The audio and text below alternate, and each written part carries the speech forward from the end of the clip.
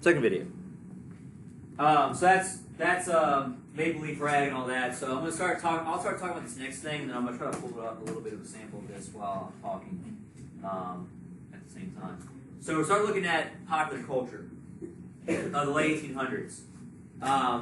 For first, looking at popular press, more magazines and newspapers are in circulation in this time period than ever before, because what is going up?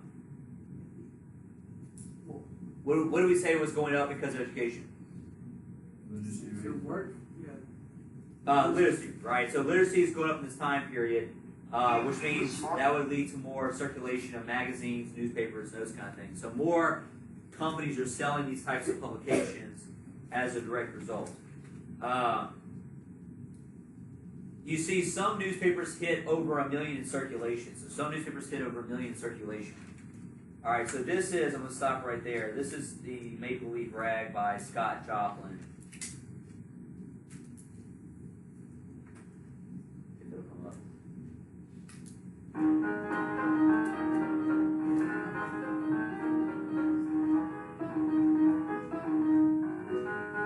So this is like what sold like over 1 million copies of this music.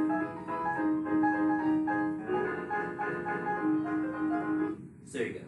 Like I said, I'm sure you recognize it, or may have heard it before. So two big newspapers developed in New York around this time period that will hit over 1 million in circulation. One's going to be Joseph Pulitzer, who you see right here. Joseph Pulitzer becomes the developer and editor of the New York World. William Randolph Hearst develops the New York Journal. So both these newspapers become very prominent newspapers for the time and hit over 1 million in circulation. They drove up readership by highlighting a lot of sensational news stories. They realized that the more dramatic the news stories, the more papers they sold. So they got a lot of stories that were dramatic and highlighted those to sell papers. So newspapers were very cheap. Like, it's only a couple cents or maybe even like a penny or two to get a newspaper. Magazines cost like 10 cents. So like it was very cheap to have access to reading material back then.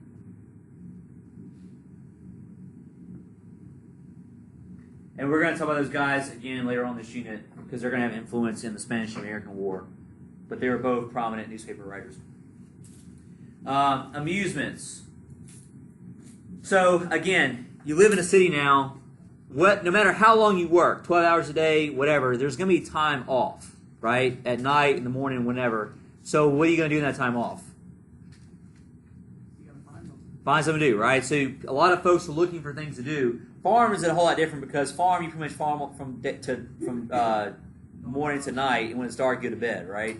Cities, it's, lit up, electricity, there's stuff to do, you have things to do on the weekend. Now you have easy transportation, like with trains and trolleys to get you in and out of cities. So if you want to come on the weekend and go shopping or go to an event and go see something, all that's made possible now by this time period. So here's some things that are developing for leisure time. Number one, you have a gradual reduction of working hours that's making more leisure time available. So as we get closer to 1900, there is some limitation happening of working hours. So you might have time off at night, you might have the weekend off or part of the weekend off, so you want to fill that time with something. So there's a gradual reduction in working hours taking place. Number two, we already said improved transportation, right? It's easier to get in and out of the city, even if you don't live here. So you could take a train or trolley to come to the city to go see a baseball game or, a concert or something. Three, there's a lot of promotional advertising in this time period. This is kind of the dawning of modern day advertising. So right around 1900s when you begin to see the dawn of modern day advertisements, whether it be in newspapers or billboards or posters on walls. And it can be advertisements for products as well as events. Four, you have the decline of Puritan and Victorian principles or morals. For a very long time in America, we were very stuck up. We didn't like to do things that were too fun, right? Because, it's of the devil, or, it could lead to sinning or all kinds of issues. Well, when people living in cities, there's kind of a, I don't want to say moral decline, but there's not as much concern with all the morality issues and so on.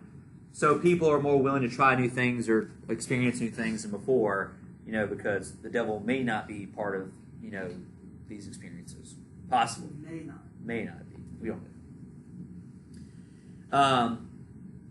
A lot of activities people chose to do involve drinking. So a lot of people went to drink, saloons, restaurants, theaters, a lot of folk, baseball games, a lot of folks did drinking to do their events. Not much has changed. Tiger Stadium just had alcohol added this year, right? So we're still not even in the world where we can accept beer, in general. Theatrical performances are big this time period. There's not really any movie theaters right now, but you are seeing a lot of stage shows. The most famous of which are a type of show called vaudeville. Vaudeville was a type of show, it was like a variety show, where people would come on stage and do everything. They would do, stunts or magic shows or singing or dancing. Vaudeville performances were very popular throughout the country that did a little bit of everything. But what will kill vaudeville in the 1900s? Not TV, but movies will, right? So movies will kill vaudeville because, it's a lot cheaper just to play the same film over and over again and to pay somebody to go perform. So movies kind of come out around 1900. There's little Nickelodeon machines in certain places you can go see, but then actual movies don't really start taking place until mid 19-teens, 1920s. So that's just developing right now. You have the very famous Barnum and Bailey show that traveled throughout the country, which was like a traveling circus. Pretty much nothing like you saw in The Greatest Showman. If you saw that movie, not really historically accurate at all. I mean, there's several people's names that were involved, but as far as that dude was a jerk. The dude, Barnum, was very much a jerk to his performers and was a very shrewd businessman. But he had a great show, right? And that's all that matters, right? As long as you're entertained. Yeah, exactly. Y'all have another famous show that traveled around the country you might be familiar with, which was famously located outside the Columbian Exposition, right? Because they thought it didn't work well with the theme of the fair, but they ended up making money like gangbusters outside the attractions. But Buffalo Bill, or William Cody, was an actual former scout for the West, and he makes this big giant show, kind of rodeo-esque, a lot of trick shots and horse racing and performances and bull riding, and they actually had Native Americans in the show. But it does a lot to kind of influence people's ideas about what? The American West at the time. And it perpetuates some of those myths about the West as far as what was actually happening out there. It became so popular, it actually traveled and performed for the Queen Victoria. So they actually took it across the ocean and showed it to Queen Victoria. So it was a very, very popular show in the late 1800s. So you have Barnum Bailey, you have the Wild West show. Outdoor parks and rec become popular too. People want to go out to, play tennis or walk around or bike in parks, which that leads us to spectator sports and amateur sports. So sports also becomes big around this time period. Because you had to have time to do all this, and so people now have time to go watch sports or participate in sports. So spectator sport means what? You just watch it, right? So by far the two most dominant spectator sports in the late 1800s, early 1800s are boxing and baseball. Boxing and baseball are the two most dominant sports in this time period. Baseball goes back until right after Civil War. The first World Series is 1903. So baseball has been big a long time. Boxing as well too. As I already said, football and basketball start in the 1890s, but they're both mostly college sports. So they're not that, people go see them, but there's not really any serious professional versions of these sports yet.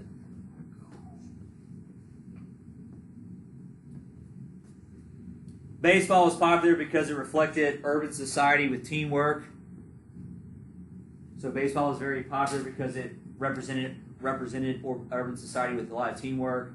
It was a great pastime. That's why it's called America's pastime, because the baseball game lasts how long? About 3 to 4 hours, right? So you can go out there and like sit there and like kill an afternoon, kill an evening, watching baseball, eat your Cracker Jacks or hot dogs, whatever, and have a good time. And drink beer as well if you want. There becomes a tradition in the 1900s where like the presidents throw the first pitch out. Like William Howard Taft is the first president to go to a baseball game and throw a pitch out. And that becomes like a tradition you see even now, today. Mostly men were attending these sports back then, so mostly these because it gets raucous, right? Rambunctious. So mostly men would go to these things too. For amateur sports, this refers to like the sports people would play on their own. So bicycling, this is back when they had the ridiculous bicycles, right? Right there. The giant wheels. Badminton, tennis.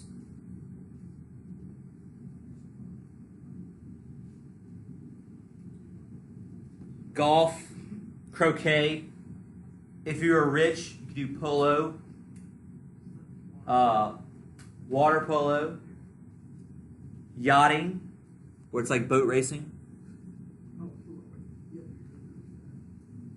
And what's great if you're rich is that if you really want to play your sports and discriminate, you can develop a country club and then only allow certain people to come and join it. That way you want to, play with white people, right? There you go. So you could exclude like Catholics and Jews and African Americans if you do all these private clubs, private boat clubs, private golf clubs, so on and so forth, right? So that's what's taking place here is a lot of these amateur sports and a lot of spectator things that occupy your time to go enjoy while you have time off because of industrialization. Everybody good? Questions, concerns? So now we're transitioning out of this and we're going to go to